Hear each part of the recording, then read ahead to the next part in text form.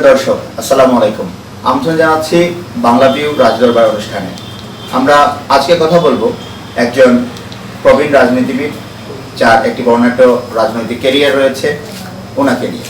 আমাদের আজকের বিষয় একজন আনম শফিকুল হক। আনম শফিকুল হক বাংলাদেশ আওয়ামী লীগের জাতীয় পরিষদের সদস্য, পাশাপাশি বাংলাদেশ আওয়ামী লীগ সিলেট জেলার কার্যকরী কমিটির সদস্য। এছাড়াও তিনি বাংলাদেশ আওয়ামী লীগ সিলেট জেলার সাবেক সভাপতি এবং সাধারণ সম্পাদকের দায়িত্ব পালন করেছেন দীর্ঘকাল, ছিলেন একজন ছাত্রনেতা। এই বিষয়টি নিয়ে কথা বলার জন্য আজকে আমরা বাংলাদেশ স্টুডিওতে আমন্ত্রণ জানিয়েছি দুজন সম্মানিত অতিথিকে। আমার বাম পাশে আছেন জগলু চৌধুরী, উপদপ্তর সম্পাদক, বাংলাদেশ আওয়ামী লীগ সিলেট জেলা এবং সাবেক একজন জনপ্রিয় ছাত্রনেতা, ছিলেন সাবেক সভাপতি বাংলাদেশ ছাত্রলীগ সিলেট জেলা শাখার। পাশাপাশি আছেন আনম শফিকুল হকের কন্যা রূপা তানজিদা, তিনি যুক্তরাজ্য প্রবাসী এবং আছেন যুক্তরাজ্য মহিলা আওয়ামী লীগের একজন সদস্য হিসাবে। আপনাদেরকে বাংলাদেশ স্টুডিওতে রাজদরবার অনুষ্ঠানে স্বাগত জানাচ্ছি। আমি প্রথমে যদি একটু জগলু চৌধুরীর কাছে চাই, আমরা একটি বিষয় নিয়ে কথা বলতে চাচ্ছি, যেটি হচ্ছে যে একজন আনম শফিকুল হককে নিয়ে। আসলে ওনার আলাদাভাবে পরিচয় করিয়ে দেওয়ার কিছু নেই। আমরা জানি যে 80-এর দশকে আপনিও একজন তুখোড় ছাত্রনেতা ছিলেন, পরবর্তীতে এরশাদ বিরোধী আন্দোলনের সময়ও আপনারা ছিলেন, বাংলাদেশের রাজনীতির একটি কালো অধ্যায় 111ও আপনারা দেখেছেন। এই সমস্ত সময়গুলোতে আবার এর মাঝখানে আপনি জেলা ছাত্রলীগকে নেতৃত্ব দিয়েছেন, সভাপতির দায়িত্ব পালন করেছেন। কেমন দেখেছেন একজন আনম শফিকুল হককে? ধন্যবাদ অ্যাডভোকেট শাকির সাহেব ফরিদি এবং বাংলা ভিউ রাজদরবারে। অনুষ্ঠানের নাম আপনাদের যথার্থ, বাট একজন আপাতমস্তক একজন রাজনীতিক, আমাদের অগ্রজ প্রতিমা, আমাদের নেতা, যাকে আপাতমস্তকে একজন রাজনীতিবিদ বলা চলে, আনম শফিকুল হক, যাদের নামে আমরা শ্রদ্ধাবনত চিত্তে, যাদেরকে আমরা সম্মান জানাই, শ্রদ্ধা জানাতে হয়, তাদেরই একজন আমাদের আনম শফিকুল। আমরা অনেক নেতৃত্বের নামের পাশাপাশি যে নামটি আমরা শুনে বড় হয়েছি, তাদের মধ্যে একজন অন্যতম আনম শফিকুল হক। আমরা যতটুকু জানি যে শিক্ষা জীবন শেষ করে আনম শফিকুল হক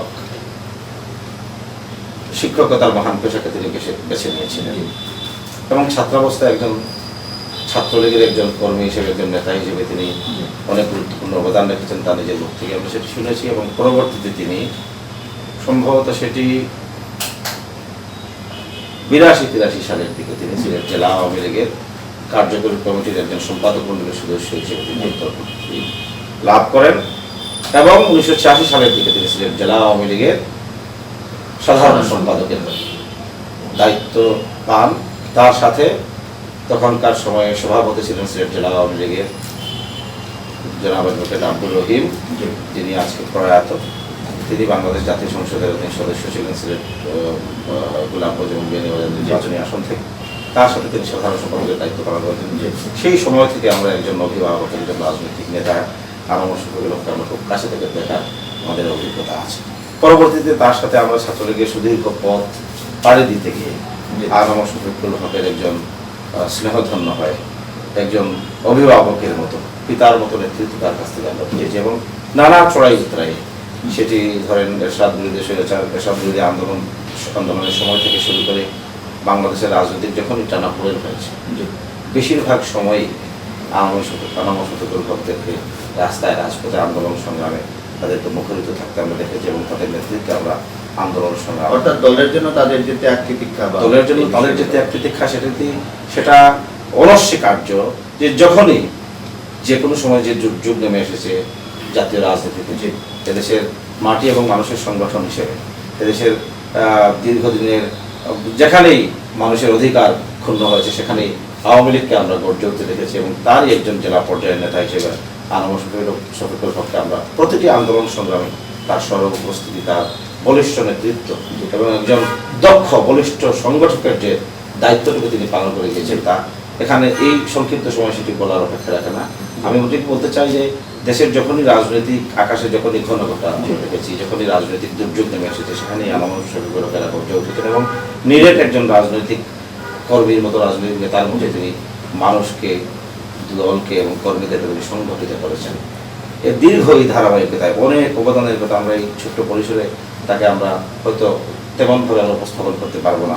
আজকে জীবন সান্নিধ্যের এই পর্যায়ে আমরা ওনার সেই বিষয়গুলোতে আসলে ফিরবো। তার ফাঁকে যদি আমরা একটু ওনারই কন্যা রুবা তানজিদার কাছে যাই, একজন রাজনৈতিক ব্যক্তিত্ব আনোয়ার শফিকুল হককে নিয়ে আমরা কথা বলেছি, আরো বলবো।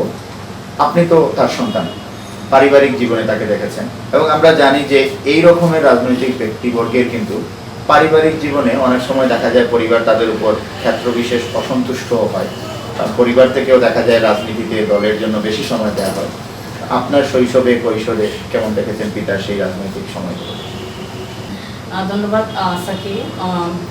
বাবার রাজনৈতিক জীবনের আমার শৈশবে যতটুকু দেখেছি, বাবা অনেক কর্মঠ একজন, দলের প্রতি ওনার যে ত্যাগ তিতিক্ষা বা উনি একজন কর্মী বান্ধব। যখন দলের কোনো দুর্যোগ এসেছে উনি যে কোনো দুর্যোগপূর্ণ মোকাবিলা করার জন্য কোনোদিন পিছপা হননি।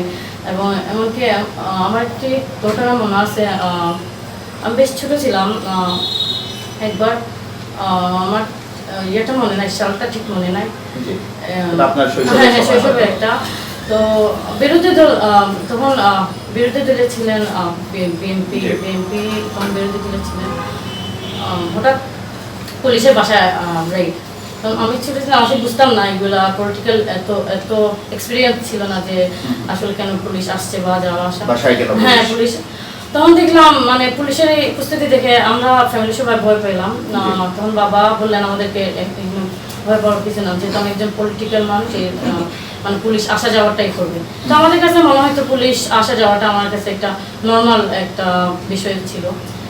তো বাবাকে সবসময় দেখতাম বই পড়ার প্রতি।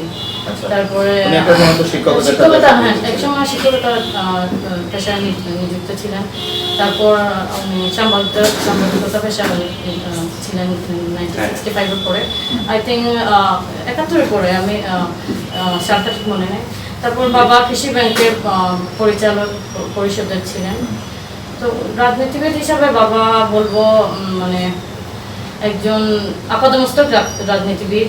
এবং সাংসারিক ক্ষেত্রে বলবো বাবা, হ্যাঁ, যখন একজন মানুষ যখন রাজনীতিতে পুরোপুরি সময় দেয় তখন ফ্যামিলিকে একটু ডিপ্রাইভ হয়। কিন্তু বাবা আমার ক্ষেত্রে যেটা বলে, উনি ওনার এই রাজনীতির পাশাপাশি সন্তানদের ঠিকমতো গাইড করা বা একটা কর্তৃত্ব, সন্তানের উপর যে একটা অধিকার, উনি অনেক সময় উনি যে বাসা থাকতেন না বা পড়াশোনার দিকটা ঠিকমতো চলছে কিনা বা পড়াশোনা আমরা ঠিক আছে কিনা, উনি সেগুলো খবর রাখতেন। পাশাপাশি রাজনীতি কর্মী, নেতা কর্মী, ওনাদের প্রতি আমি এই জায়গাটি সূত্র ধরেই যদি একটু জব্বর চৌধুরীর কাছে যাই, যে যেমনটি রুবা তানজিদা বলছিল যে এখানে আসলে দেখা যাচ্ছে ওই সময়টিতে যারা ওনারা হয়তো পারিবারিকভাবে একজন আনোয়ার শফিকুলকে খুঁজে পাচ্ছিলেন না বা যতটুকু পাওয়ার কথা পাচ্ছিলেন না, ওই সময়টা হয়তো আপনারা আসলে কোনো একটা আন্দোলন সংগ্রামে বা কোনো একটা দেশের কোনো একটা পরিস্থিতির জন্য হয়তো বা রাজপথে ছিলেন, এবং আপনারা তো তখন একদমই ছাত্রনেতা, জনপ্রিয় ছাত্রনেতা কিংবা উঠতি সময়ে।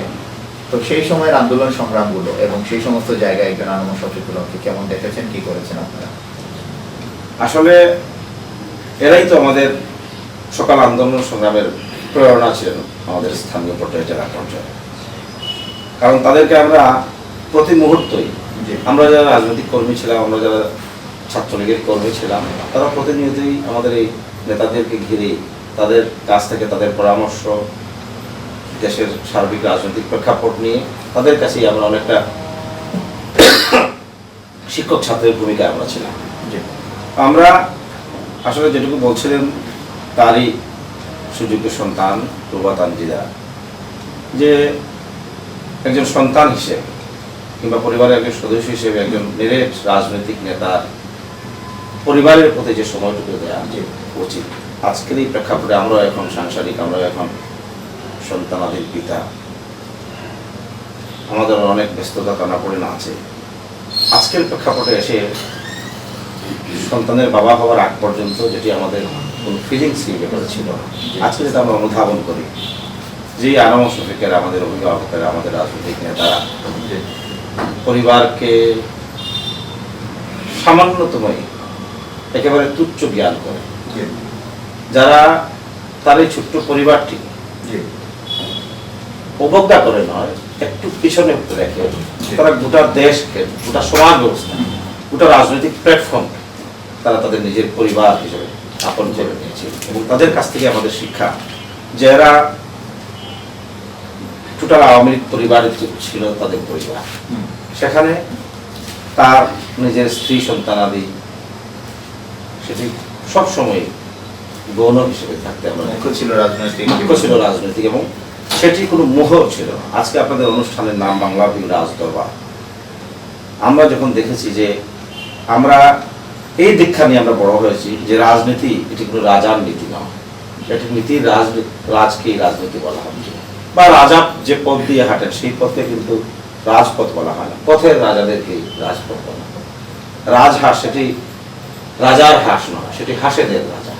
এমনিভাবে আনোয়ার শফিকুল হকেরা নীতির রাজকেই রাজনীতি হিসেবে তারা আলিঙ্গন করেন। তারা যে রাজনীতি করেছেন এবং সব সময় দেশ এবং মানুষের কল্যাণকে তাদের সামনে দিয়েছেন, যেটি আমাদের হাজার বছরের শ্রেষ্ঠ বাঙালি জাতির জনক বঙ্গবন্ধু শেখ মুজিবুর রহমান, আমরা জানি তার জীবনের অনেকগুলো মূল্যবান সময় জীবন যৌবনে তিনি কারাগারের অন্ধকার প্রকোষ্ঠে কাটিয়েছেন।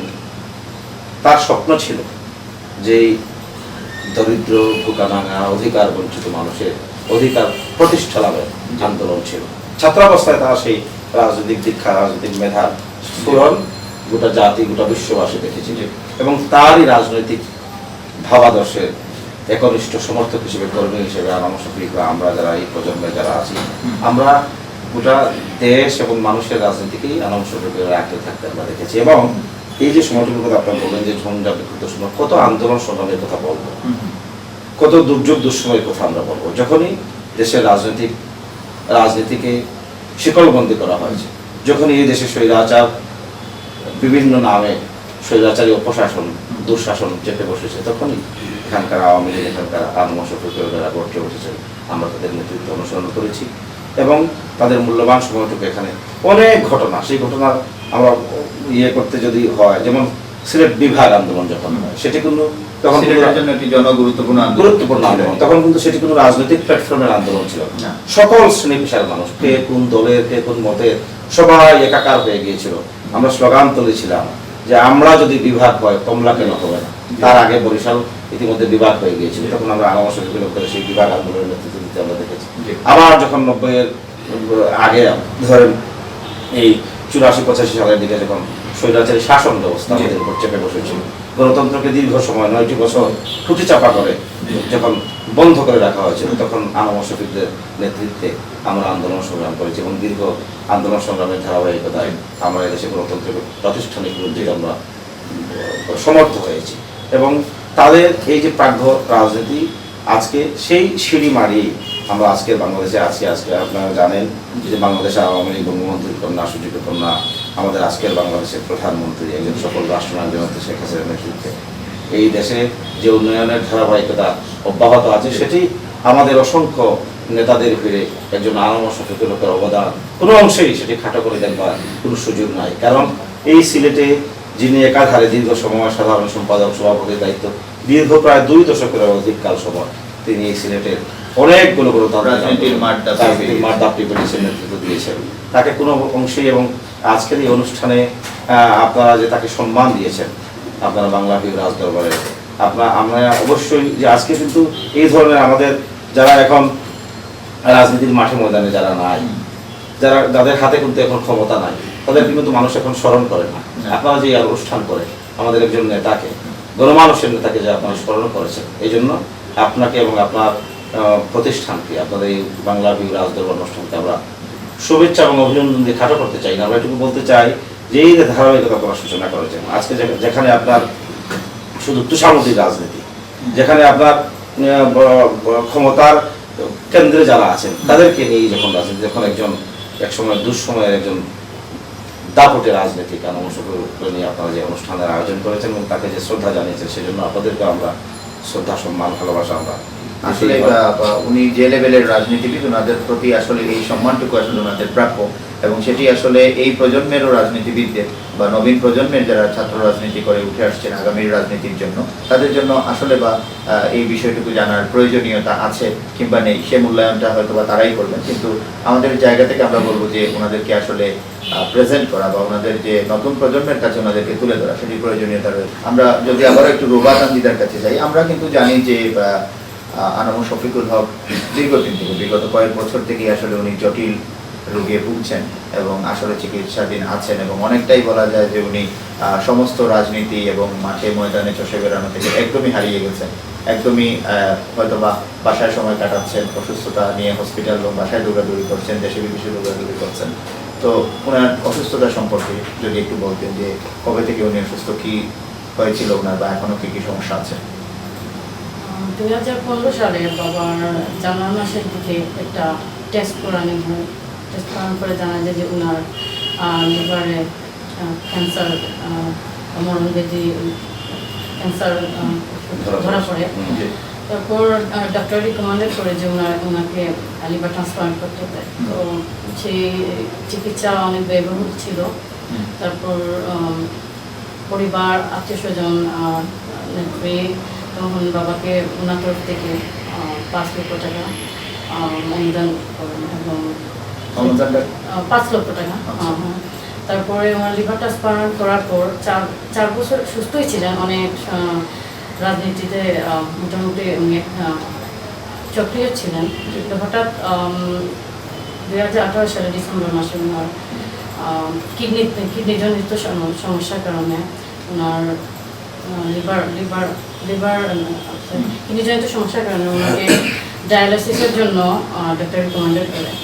তো এর মধ্যে উনি জানুয়ারি মাসে হঠাৎ করে স্ট্রোক করার পর ওনার মেমোরি প্রায় চলেই যায়, অন অফ করতো, মাঝে মাঝে মেমোরি স্মরণ করতে পারতেন, মাঝে মাঝে স্মরণ শক্তি চলে যেত। তারপর সেই তার চিকিৎসা বাবদ অনেক ব্যয়বহুল। তো আমরা কিভাবে সেই সংকুলনটা করছেন? আমরা চেয়েছিলাম নেত্রী সেই উন্নত চিকিৎসার জন্য আমরা নেত্রী বরাবর একটি দরখাস্ত প্রেরণ করি, এবং আমরা চাই পরিবার থেকে একটু বলা হয় যে ওনার যে সমস্ত ব্যয়বহুল চিকিৎসা বা উন্নত চিকিৎসার জন্য বিদেশে পাঠানোর জন্য। কিন্তু তারপরে ওই সময় আবার 6 লাখ টাকা আবার নেত্রী তহবিল থেকে অনুদান করা হয়। এই মোটামুটি পুরোপুরি আগের টার্মের 2015 সালে 5 লাখ আর এই 2019 সালের 6 লাখ বলে টোটাল 11 লাখ নেত্রীর তহবিল থেকে অনুদান আসে। আর পারিবারিক আত্মীয় স্বজন আমরা যতটুকু পেরেছি মোটামুটি 3 কোটি টাকার উপরে ওনার চিকিৎসা বাবদ, 3 কোটি টাকা, হ্যাঁ, চিকিৎসা বাবদ। এবং এখনো পর্যন্ত ওনার চিকিৎসার ব্যবহার আমরাই করছি, আমরা সন্তান করে যাচ্ছি। 2015 সাল থেকে ওনার যাবতীয় ব্যবহার বহন আমরাই করে যাচ্ছি সন্তান। এবং আপনার সাথে কথা বলার সময় আমি একটু আগে জানতে পারছিলাম যে উনি কিন্তু এখনো ওনার, আপনি বলছেন যে ওনার মেমোরি ল্যাপস হচ্ছে, মনে রাখতে পারছেন না, তারপরেও কিন্তু আপনি বলছিলেন যে উনি কথা বলেন যখন তখন, অনেক সময় সাম্প্রতিক রাজনীতি হালচাল অনেক কিছু নিয়ে জানতে চান। তো রিসেন্ট 2 দিন আগে যুবলীগের সম্মেলন গেল, তারপর উনি আমার জানতে চেয়েছেন যে যুবলীগের সম্মেলনে কি অবস্থা, তারপর দেশের কি অবস্থা। তখন আমি বললাম, বাবা এখন আপনি অসুস্থ, আপনি আপনার শারীরিক দিক একটু নজর রাখেন। আচ্ছা, আমি বললাম মানে উনি যখনই একটু সুস্থ বোধ করেন, যখনই ওনার শরীরটি একটু ভালো হয়, তখন উনি এই রাজনৈতিক নেতা সবার ওনার অতীত জীবনের যত ঘটনা, ওনার অতীত জীবনের ঘটনাগুলো বারবার বলতে থাকেন এবং স্মরণ করেন। ওনার নেতা, ওনার কর্মীদের খোঁজখবর নেন, ওনারা কিভাবে আছেন, মানে নিজের সুস্থ, উনি সন্তানাদি কেমন আছে, কিভাবে আছে ওনার সেটা নিয়ে ওনার কোনো মানে চিন্তা নেই। কিন্তু ওনার নেতা, ওনার দলের কর্মীরা, নেতারা কেমন আছেন, ওনাদের খোঁজখবর প্রতিনিয়ত নিয়ে যাচ্ছেন। মাঝে মাঝে আবেগী হয়ে যান, তারপর আবার বলি যে আপনাকে সবাই খোঁজখবর নিতেছেন, তারপর আবার একটু মেমোরি কষ্ট হচ্ছে। আপনি একজন রাজনীতিবিদ হিসেবে কি মনে করেন যে আনামুল শফিকুল হকের কথা এখনকার প্রজন্মের রাজনীতিবিদদের জানা প্রয়োজন, বা তাদের জীবনে থেকে শিক্ষা নেওয়া প্রয়োজন, বা কিরকম তার ভূমিকাটা থাকা উচিত? না, তা তো ডেফিনেটলি। কারণ আমরা যদি আমাদের অগ্রজদের কথা যদি আমরা ভুলে যাই, জি কারণ আজকের যে আমাদের ধারাবাহিকতা সেটা কিন্তু এসেছে আমাদের এই ঝঞ্ঝাবিক্ষুব্ধ সময়ের ভিতর থেকেই আজকে আমরা এই অবস্থানে আমরা চলে এসেছি। সেখানে প্রতিটি বাঁকে বাঁকে জি ইতিহাস ঐতিহ্যের সিঁড়ি বাড়িয়ে আমরা আজকে যে অবস্থানে এসেছি, সেখানে আলম ও শফিকুল হকেরা এক সময় তাদেরকে আমরা কালজয়ী নেতা বলবো, কারণ জি। তাদের সময়ে তারা সেই কালটাকে সেই সময়টাকে তারা জয় করেছেন ভালোবাসা দিয়ে, নেতৃত্ব দিয়ে। গণমানুষের অধিকার সেখানে ক্ষুণ্ণ হয়েছিল, সেই অধিকারকে প্রতিষ্ঠার জন্য তারা আন্দোলন করেছিল। আমি বলবো যে আজকের প্রজন্ম অবশ্যই আলম ও শফিক সহ আমাদের যারা নেতারা আজকে যারা রাজনীতির পাদক প্রদীপে যারা নেই, তাদেরকে অবশ্যই ধারণ করতে হবে, কারণ এই ধরনের নেতৃত্বের ইতিহাস এবং তাদের যে রাজনৈতিক ত্যাগ তিতিক্ষা যদি আমরা ধারণ এবং লালন যদি করতে না পারি, তাহলে আমাদের বর্তমান প্রজন্ম অবশ্যই ক্ষতিগ্রস্ত হতে বাধ্য। কারণ আগেকার রাজনীতিতে, তাদের সময়ের রাজনীতিতে সেখানে কোনো স্বপ্নাকাঙ্ক্ষা ছিল না, কোনো বিলাসিতা ছিল না, কোনো মোহ ছিল না। দল কোন দিন পাওয়ারে যাবে সেটার কোনো নিশ্চয়তা দেশ ছিল এবং না। মাটির জন্য, দেশ এবং মাটির টানে, মানুষের অধিকারের জন্য, গণতন্ত্রকে পুনরুদ্ধারের জন্য তাদের যে নিরন্তর ছুটে চলা এবং দলের প্রতি আনুগত্য, দলের প্রতি যে আনুগত্য, আমাদের নেত্রীর প্রতি যে আনুগত্য, সেটি ভাষায় প্রকাশ করা যাবে না। আমি মনে করি যে আমাদের প্রজন্ম এবং আমাদের বর্তমান প্রজন্ম যারা আছে, যারা ছাত্রলীগের, যুবলীগের রাজনীতি, বিভিন্ন ধরনের রাজনীতিতে যারা আছে, তারা যদি এই ধরনের ত্যাগী রাজনীতিকদের মূল্যায়নটুকু যদি তাদের অজানা থেকে থাকে, তাহলে অবশ্যই সেটা আমাদের ব্যর্থতা। একজন আলম শফিকুল হকের দীর্ঘ রাজনৈতিক জীবন কেমন ছিল সেটি অবশ্যই এক ধরনের আমাদের মানে এই রাজনৈতিক প্ল্যাটফর্মকে যদি আমরা শিক্ষা প্রতিষ্ঠান হিসেবে নিই, তাহলে তারা সেই শিক্ষা প্রতিষ্ঠানের অধ্যক্ষ, শিক্ষা প্রতিষ্ঠানের শিক্ষক হিসেবে তাদের সেই কর্মচলা, তাদের সেই পথ চলাকে আমাদের হৃদয়ে ধারণ করে আমাদের অগ্রসর হতে হবে। এটি আমাদের শিক্ষা নেওয়া উচিত। বা তানজিদা যেটি বলছিলেন যে অনেক ব্যয় সাপেক্ষ একটি চিকিৎসার মধ্যে দিয়ে আছেন। আপনি বাংলাদেশ আওয়ামী লীগ সিলেট জেলার উপদপ্তর সম্পাদক, এখানে আপনাদের কোনো দায় আছে কিনা একজন আলম শফিকুল হকের প্রতি, বা সেই দায়টা কতটুকু আপনারা সেই দায়বদ্ধতায় কাজ করতে পেরেছেন? ডেফিনেটলি এটা দায়িত্ব অবশ্যই আমাদের এবং আমাদের সময়, যে আমাদের একজন নেতা এখন অনেকটা বলা চলে যে is now between life and death. আমরা যখন আমাদের নেতা আলম শফিকুল হক ভাইয়ের ক্যান্সারে আক্রান্ত হওয়ার খবর যখন আমরা পাই, একটা আমরা আবেগতাড়িত হয়ে যায়, সেটি ভাষায় বর্ণনার অতীত। যে মানুষের যে সেই যে টান একজন নেতার প্রতি, সবাই একটি বিষয় উল্লেখ করা প্রয়োজন যে আলম শফিকুল হক তিনি দীর্ঘ রাজনৈতিক জীবনে তার দল সরকারে ছিল, বিরোধী দলে ছিল। আজ অবধি আমি জানি না তার সন্তান হিসেবে রুবা সেটি জানবেন। আমি জানি যে এখন আলম শফিকুল হক সাহেব তার কোনো সিলেট শহরে তার কোনো নিজের বাড়ি নাই, তিনি ভাড়া বাড়িতেই থাকে। এখনকার রাজনীতিতে ট্রেন্ড আসলে ভিন্ন একটি চিত্র। তো উনি যখন তার ক্যান্সার ধরা পড়ে, তিনি নগরীর শহীদ বাজারের একটি এলাকায় ভাড়া বাড়িতে থাকতেন। সিলেট নগরের গ্রামগঞ্জ থেকে সকল শ্রেণী পেশার মানুষ, কে কোন রাজনৈতিক মতে কিংবা পথে, সবাই কুমড়ি খায়। যেমন গোটা সিলেট যেন একাকার হয়ে গিয়েছিল তার সেই শহীদ বাজারের বাসার দিকে। তখন মরণব্যাধি ক্যান্সার তাকে আক্রান্ত করেছে, তাকে আঘাত করেছে, তাকে ঘিরে ধরেছে। আমরা তখনও তার সামনে বসি। সেই ক্যান্সার জয়ী আলম শফিকুল হকের যে প্রত্যয় আমরা দেখেছি, তিনি সেই জটিল মরণব্যাধি ক্যান্সারে আক্রান্ত হবার সময়ও তিনি অনায়াস তিনি সেই ব্যাধিকে জয় করবার চেষ্টা করেছেন এবং বলেছেন যে সকলের দোয়া, সকলের আশীর্বাদে আমি সেই রোগ থেকে অবশ্যই আল্লাহর রহমতে আমি কৃপা লাভ করব। তো সেদিন আমাদের দলের পক্ষ থেকে আমাদের বাংলাদেশ আওয়ামী লীগের সভাপতি, আজকের সকল রাষ্ট্রনায়ক জননেত্রী শেখ হাসিনা, তখন জনাব আলম শফিকুল হক তার একজন জননেত্রীর একজন রাজনৈতিক বিশ্বস্ত সিপাহ সালাম তার পাশে এসে দাঁড়িয়েছে। আমাদের দলের অসংখ্য নেতা কর্মী তাদের সকলের সাধ্য মতো আলম শফিকুল হকের পাশে দাঁড়িয়েছে। তারই স্বজন একজন জলজন্ত মানুষ তার নিজের লিভার থেকে একটি অংশ কেটে দিয়ে স্বজনকে বাঁচানোর যে প্রাণান্তকর প্রচেষ্টা, সেটি আমরা খুব কাছে থেকে দেখেছি। এবং আমি মনে করি যে এখানেই একজন সফল রাজনীতিবিদ আলম শফিকুল হকের যে রাজনৈতিক যে তার দীর্ঘদিনের যে পথ চলা, সেখানেই তার সফলতা, যে মানুষের আবেগ অনুভূতি। আমরা আসলে তার এই দুঃসময়ে যেভাবে আমরা তার পাশে দাঁড়ানোর কথা ছিল, আমরা ঠিক সেভাবে তার পাশে হয়তো আমরা দাঁড়াতে পারি নাই, কারণ অনেকেই আজকে আমরা বলতে দ্বিধা নাই আমাদের ঘূর্ণে ধরা রাজনৈতিক যে অবস্থা, যেটি সূচিত হয়েছিল ৭৫-এর ১৫ই আগস্টের পর থেকে, সেই ঘূর্ণে ধরা রাজনৈতিক ধারাবাহিকতা থেকে আজকে আমাদের যে ক্ষমতার মুখে রাজনীতি, আমরা সরকারি দল উদযাপন করছি।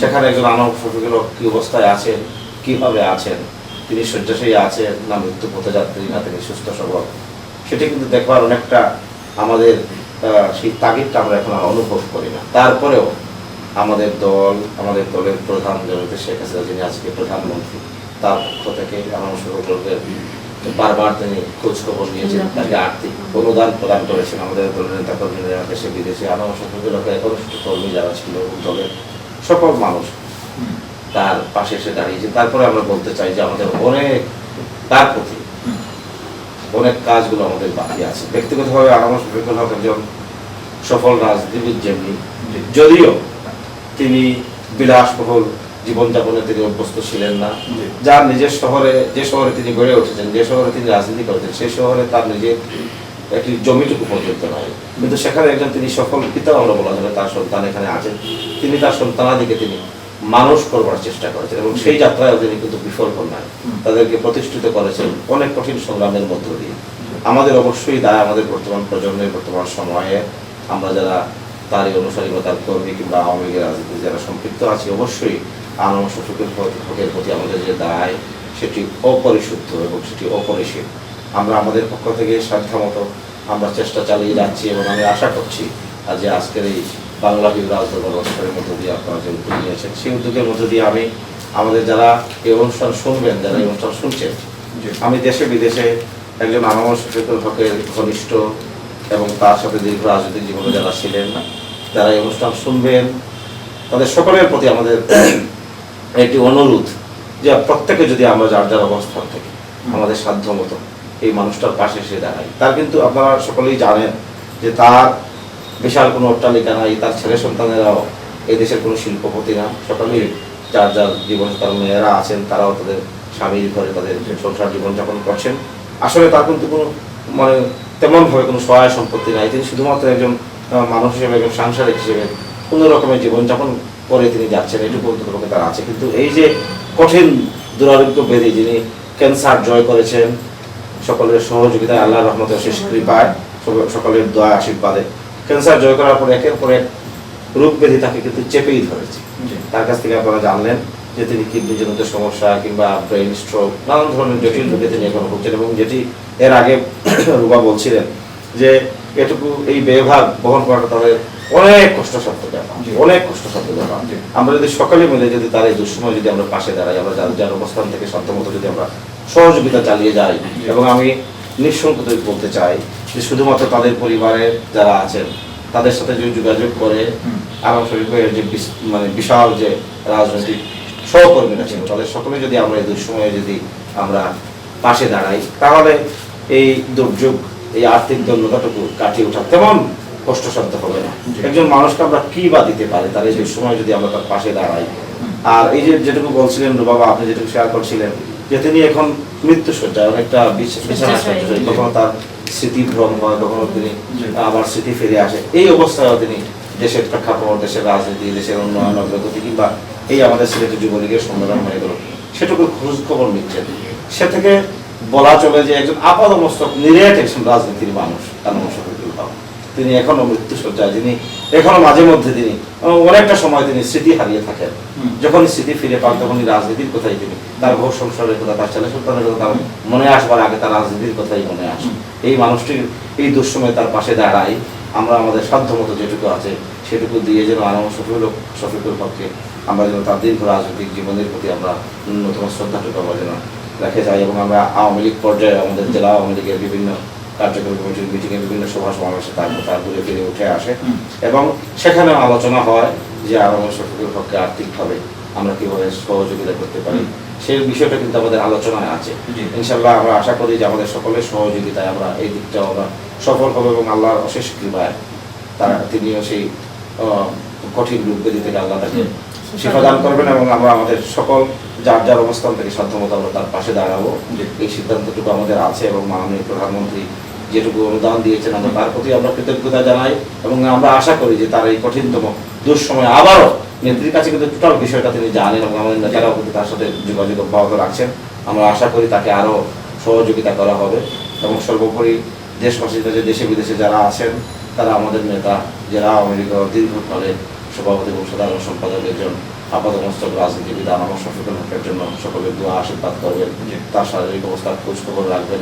এটুকুই যদি তিনি অন্তত করতে পান তাহলে তার এই শেষ যাত্রায় তিনি মানুষের ভালোবাসাকে পুঁজি করে তিনি তার অন্তিম যাত্রার দিকে তিনি যাবেন। আল্লাহ পাক তাকে এই কঠিন দুঃসময়কে কঠিন দুরারোগ্য ব্যাধিকে জয় করবার তৌফিক দান করুন এবং আপনাদের নিরন্তর আমরা তার জন্য।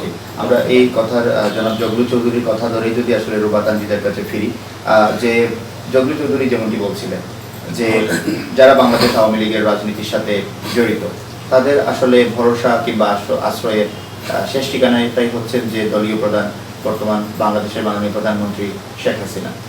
এবং আপনার বাবার ক্ষেত্রে দুবার অনুদান এসেছে বা খোঁজখবর নেওয়া হচ্ছে। আপনি যেমনটি বললেন হয়তোবা ইচ্ছা যতটুকু ততটুকু সাহায্য প্রদান বা ততটুকু সাহায্যের জন্য আবেদন সম্ভব হয় না এবং বাংলাদেশ আওয়ামী লীগও একটি বিশাল দল, সেখানে অনেক নেতা কর্মীকেই আসলে অনেকভাবে সহযোগিতা করতে হয়। সেই জায়গায় আসলে আপনার যদি কিছু বলার থাকে আজকে রাজদরবার অনুষ্ঠানের মাধ্যমে, এবং এখানে জেলা আওয়ামী লীগের একজন প্রতিনিধি আছেন, তিনি আনামত শফিকুল হকের একজন রাজনৈতিক ঘনিষ্ঠ সহচর এবং জেলা আওয়ামী লীগের একজন প্রতিনিধি হিসাবে উনি আছেন, যদি মাননীয় প্রধানমন্ত্রী কিংবা আমাদের যারা জেলা আওয়ামী লীগের আছেন বা সিলেট অঞ্চলের যারা আছেন তাদের কাছে আপনার যদি কোনো মেসেজ থাকে। এবং আমি ধন্যবাদ জানাই আমাদের দলের সিলেট জেলা আওয়ামী লীগ সহ সিলেটের বাইরে প্রবাসে অনেক যারা আছেন নেতা প্রবাসী, আমাদের অনেক নেতাকর্মী আছেন যারা আমাদের এই দুর্যোগপূর্ণ সময় আমাদের পরিবারের পাশে থেকে আমাদের যে মানসিকভাবে সমর্থন দিয়ে গেছেন সেটার জন্য ওনাদের প্রতি আমার পরিবার, আমার পরিবার প্রত্যেক সদস্যরা আপনাদের প্রতি অনেক অনেক কৃতজ্ঞ। ধন্যবাদ। আসলে এক ধরনের পিনপতন নীরবতা ছিল প্রিয় দর্শক, যখন রুবা তানজিদা আসলে তার বাবাকে নিয়ে স্মৃতিচারণ করছিলেন বা তার সেই যৌবনের সময়টুকু বলছিলেন, কিংবা এখন আসলে যে জীবন সায়ান্নে ওনার যে জীবন মৃত্যুর সন্ধিক্ষণে এক ধরনের যে কষ্টকর মুহূর্ত সেটির কথা বলছিলেন। এবং আমরা তারই আসলে যৌবনের উত্তাল দিনগুলো রাজপথে সেই রাজপথ কাঁপানো মাঠ চষে বেড়ানো আনামত শফিকুল হকের কথা শুনছিলাম। জনপ্রিয় একজন সাবেক ছাত্রনেতা, সিলেট জেলা ছাত্রলীগের সাবেক সভাপতি, বর্তমান বাংলাদেশ আওয়ামী লীগ সিলেট জেলার উপদপ্তর সম্পাদক জগলু চৌধুরীর কাছ থেকে শুনছিলাম, রুবা তানজিদার কাছ থেকে। আসলে এই বিষয়গুলোর পরে খুব একটা কিছু বলার থাকে না। আমি বাংলাভিউ রাজদরবার অনুষ্ঠানের পক্ষ থেকে আবারও একজন আনামত শফিকুল হকের প্রতি শ্রদ্ধা জ্ঞাপন করছি, ভালোবাসা জ্ঞাপন করছি এবং ওনাদের দীর্ঘ রাজনৈতিক ক্যারিয়ার থেকে নতুন প্রজন্মের রাজনীতিবিদরা যারা আধুনিক উন্নত ডিজিটাল ভালো একটি বাংলাদেশের স্বপ্ন দেখে, দুর্নীতিমুক্ত একটি বাংলাদেশের স্বপ্ন দেখে, তারা যেন একজন আনামত শফিকুল হকের জীবন থেকে, বর্ণাঢ্য রাজনৈতিক ক্যারিয়ার থেকে অনেক বেশি শিক্ষা গ্রহণ করে এবং সেই অনুপাতে যেন তারা তাদের আগামী রাজনীতি পরিচালনা করে, সেই আহ্বান জানিয়ে আমরা আজকের বাংলাভিউ রাজদরবার থেকে বিদায় নেওয়ার পূর্বে ধন্যবাদ জানাচ্ছি জনাব জগলু চৌধুরী, রুবা তানজিদা আপনাদেরকে আলোচনায় অংশগ্রহণ করার জন্য। আপনাকে ধন্যবাদ। অসংখ্য ধন্যবাদ। প্রিয় দর্শক, দেখা হচ্ছে তাহলে আগামী পর্বে নতুন কোনো বিষয়ে নতুন কোনো অতিথির সাথে। সেই পর্যন্ত ভালো থাকবেন। আসসালামু আলাইকুম, শুভরাত্রি।